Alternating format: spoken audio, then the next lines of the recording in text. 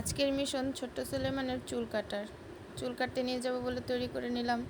ও অনেক খুশি, ভাবতেছে ওকে নিয়ে ঘুরতে যাব।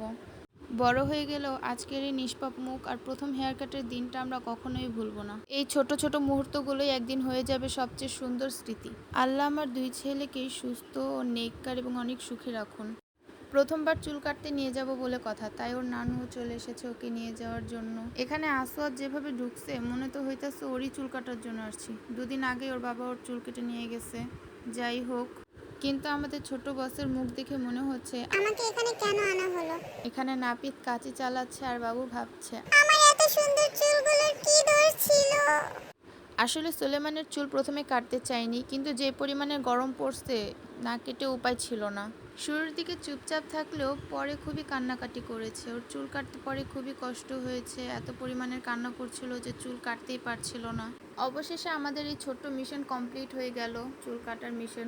আসওয়াদ যখন ছোট ছিল তখন ও খুব কান্নাকাটি করতো, চুল কাটতে চাইতো না, ওকেও খুব কষ্ট করে চুল কাটাতে হতো। যাই হোক, একটু কান্না, একটু রাগ এবং শেষে হ্যান্ডসাম একটা লোক। এখন তো দেখে মনে হচ্ছে এই ছেলেকে দেখে যে কেউ বলবে হিরো এসে গেছে। এমন আরও সুন্দর পারিবারিক মুহূর্ত দেখতে আমাদের সঙ্গে থাকুন।